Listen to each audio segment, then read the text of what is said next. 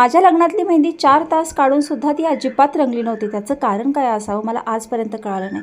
परंतु आज ती हौस मी पूर्ण करणार आहे. चक्क 11 वर्षानंतर मी माझ्या हातावर पुन्हा मेहंदी काढत आहे. तसं तुम्ही माझी प्रोफाईल बघितल्यावर तुम्हाला माझ्या हातावर मेहंदी कुठेच दिसणार नाही, पण आज मी ऑर्गॅनिक मेहंदी काढणार आहे. त्याचा कुठलाही साईड इफेक्ट नाही आहे. मुळात म्हणजे त्यांचा कोन सुद्धा ते घरीच बनवतात. आपली लेक आता मेहंदी लावून घेणार आहे, तर ही भांडी घासणार कोण हा प्रश्न मम्मीला पडला आणि मम्मी लागली भांडी घासायला. शिवचरणनी मला पहिल्यांदाच मेहंदी लावताना बघितलं म्हणून तो सुद्धा खूप एक्साइटेड होता. फार जास्त मोठी तर नाही, पण मी एकदम छान नाजूक अशी मेहंदीची डिझाईन सांगितली आणि हुबेहूब जशी होती तशीच तिने काढून दिली. मम्मीला पण म्हटलं मम्मा तू एक छान नाजूक डिझाईन काढूनच घे, तर तिने पण छान अशी सिंपल लोटसची डिझाईन काढून घेतली. बॅक हँडला मला काढायचं होतं आलिया भट स्टाईलमध्ये, तर खूप छान अशी नाजूक डिझाईन ती पण काढून घेतली. या वेडिंग सीझनमध्ये किंवा घरामध्ये कुठलाही फंक्शन असू दे, तुम्हाला जर मेहंदी काढायची असेल तर ह्यांची प्रोफाईल मेन्शन करते. तुम्हाला पाहिजे त्या पद्धतीने डिझाईन तुम्हाला काढून ऑल ओव्हर महाराष्ट्रामध्ये जाऊन ह्या मेहंदी काढतात, तर नक्की एक वेळा कॉन्टॅक्ट करा.